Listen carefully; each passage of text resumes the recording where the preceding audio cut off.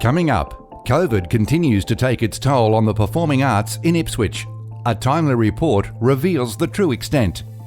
There is some hope for performing arts in the immediate future, but a return to normal is still a long way off. And what you need to know about this month's meeting of Ipswich City Council. It's Sunday, October 18, 2020, and I'm Alan Roebuck.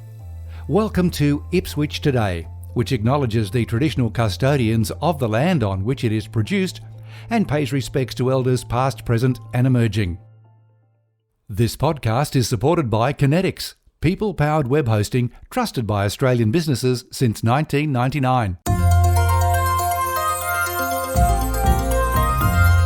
It's no secret performing arts and events have suffered under COVID, including the inability to present shows with a full house at Ipswich Civic Centre.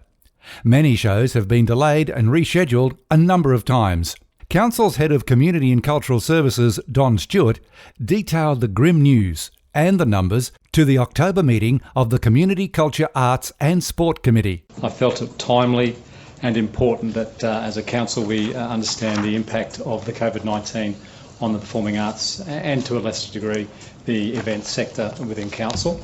To say that it probably goes unnoticed, unfortunately, the true impact that the restrictions have applied to our ability to deliver a cultural activity for the residents of Ipswich. The paper details some very high-level information with regards to number of people that would impact, upwards of 39,000 people in a 12-month period.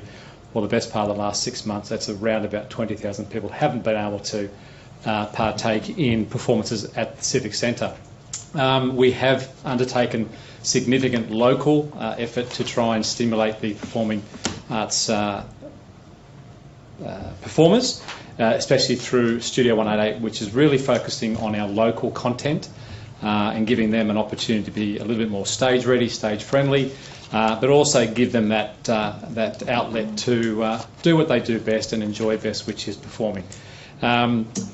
18 of 20 activities that went through the studio were local content, and they were mainly youth oriented, and they were all very, very pleased to be given that opportunity to perform during the last 6 months. And it's great to see, and in fact we've featured them previously. They're still living here in Ipswich and they're still wanting to perform in Ipswich, so credit to those particular people. I would just like to highlight that unfortunately the Civic Centre is really going to be challenged through end of year and potentially through till the end of next year with regards to our capacity. We do have a full seating capacity of 763, but right now under the COVID restrictions it's down to 356. That is applying the industry approved safe distances between seats in what we've called a checkerboard pattern. So you will see very odd seating in that room. The flow-on effect of that is, obviously, I can't attract high-end interstate at this stage performances, i.e. I'll just take the example of comedians who always sell out. Jim Owen, for example, was scheduled to perform in September. We put him back to the end of November. We've now put him back into March 21. Reason being, he wants to max the capacity and max what he can earn from that performance. So we are not being confronted by that situation irregularly. It is an ongoing and regular challenge for us. What you will see as a result is our continued efforts to try and program locally and intra, bearing in mind that obviously the larger the profile of the performer, a great opportunity we have to sell more tickets to our facility. I would also say that from an economic point of view, we're not driving income into the city, but we're also seeing the impact on our staff. I think of the 25 casuals that we did have on the books prior to COVID, we only had maybe 3 or 4 back on a regular basis. Until business improves to a more sensible level, that will be the norm. Looking forward into next year, as I said, the capacity could well still be in place through end of 21. We are working with our industry body and Stage Queensland and Arts Queensland, and obviously the Queensland health bodies to try and relax those restrictions. Obviously, it's really is biting into our industry, the performing arts industry in particular. From the same meeting, Councillor Andrew Fechner. Where there are identified gaps in the programming, particularly particularly between now and say January or February, if there are particular dates that aren't booked by anyone at all, are we thinking creatively about, what other levers we can pull to potentially attract maybe a small community group that might have something in their back pocket? Say in the last 2 months they've put on a show, they might want to revive the season and put it on at the Civic Centre. Don Stewart. Without a doubt, the programming team for both the Civic Centre and the studio are looking at opportunities to engage and re-engage. We obviously look at every inquiry that we receive with regards to the performance to see whether it fits and has that opportunity to be on stage. We're in regular contact with all of our dance schools, for example, coming up to Christmas, who generally speaking occupy the last 3 months of our year. Yep. Unfortunately, some of them without income for the past 6 months can't afford to mount their productions, despite us providing very favourable and community-friendly rates and also assistance. So I do make that very clear that we are probably going above and beyond in the current economic circumstances to accommodate their requirements.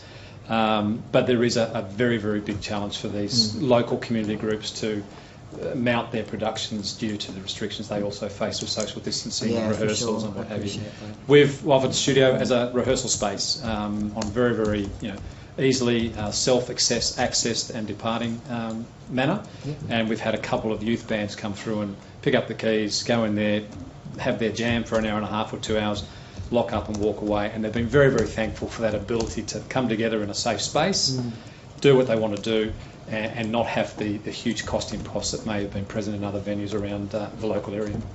Like most businesses, Ipswich Civic Centre is experiencing a significant loss of revenue this year. Mayor Teresa Harding highlighted the numbers. We've forecasted we've lost about 1.1 million in revenue from this. And I also note a number of casual staff have been stood down on this as well. Obviously, council isn't able to access JobKeeper so hopefully those people will be able to access JobSeeker or other employment. Just notice the impact it has on local jobs.